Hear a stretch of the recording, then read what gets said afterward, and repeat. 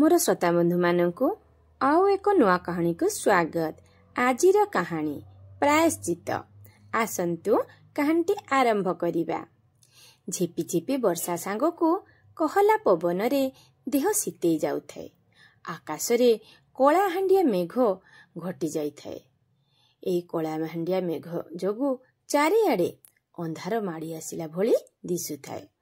रास्ता घाट परिष्कार देखा जाउ नथाय। चारिआडे सुनसान। एही समय रे गट्टिए घोड़ारे बसी जाउथांती अंबर देशर राजा भद्रबाहु।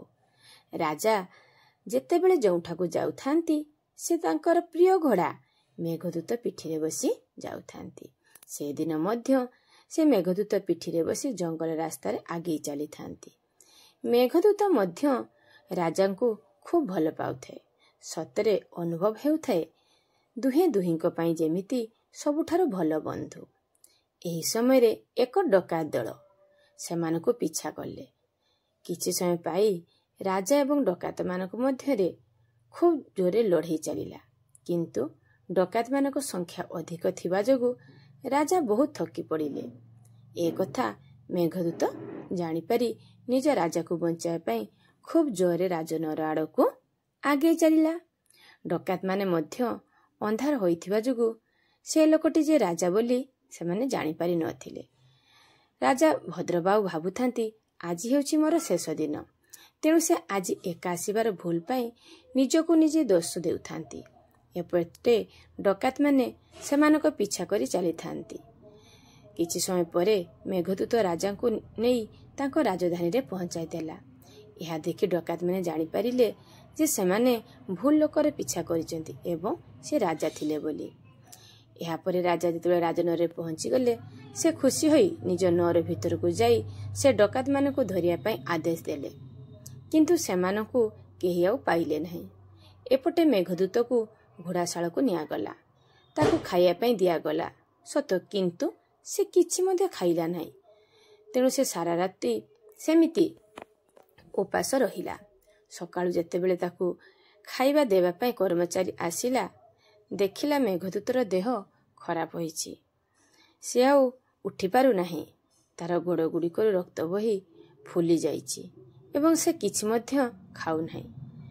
ए कथा जाई राजा को खबर पठागला। किंतु राजा निजे न आसी खाली कहिले ताकु खाया पई दियो, से आस्ते आस्ते भल होई जिवो।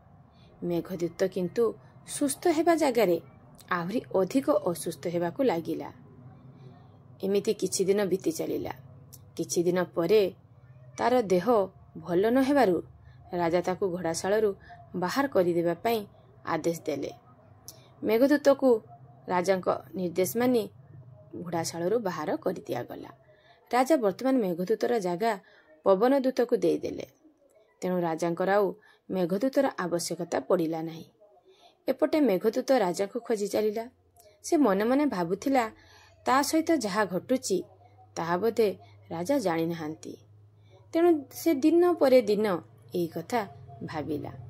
एपटे घोड़ाशालारु बाहरिया पाखरु से आउ खाया पई पाइला नाही।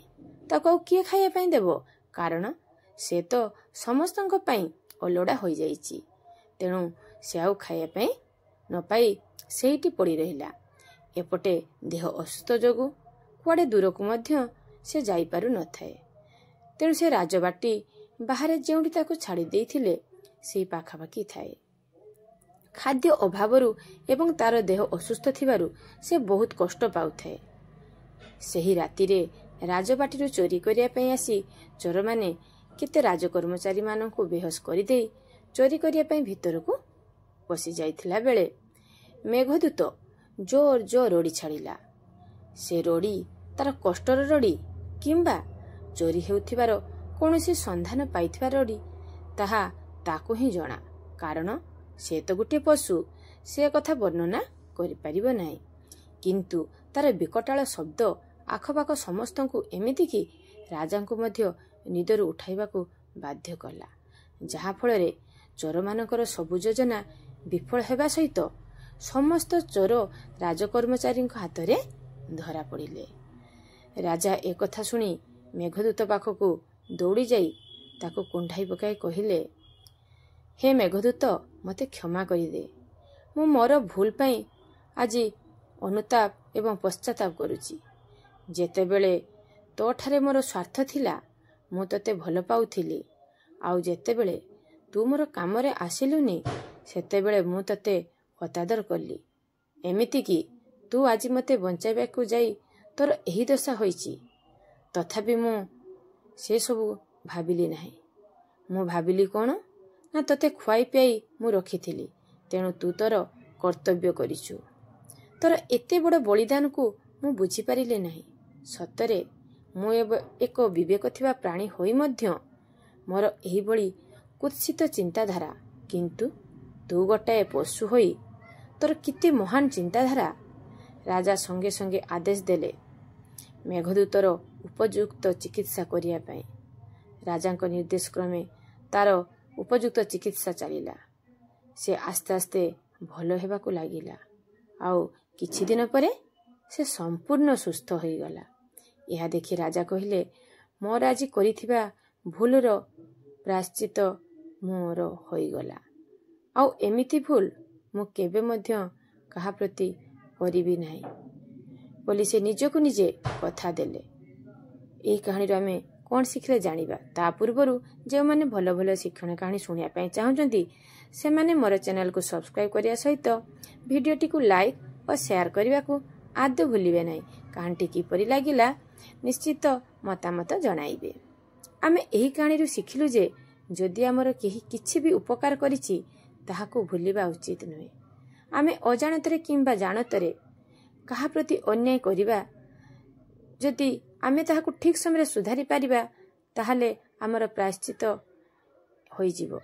एवं आमे केवल प्रायश्चित कले हबो नाही, आमे प्रायश्चित करी सेमानकु न्याय प्रदान करिबा सहित सेमानंकर आम पई होइथिबा क्षतिर भरणा करिबा उचित। एइठी मो कहानी संपूर्ण रूपे सरिला।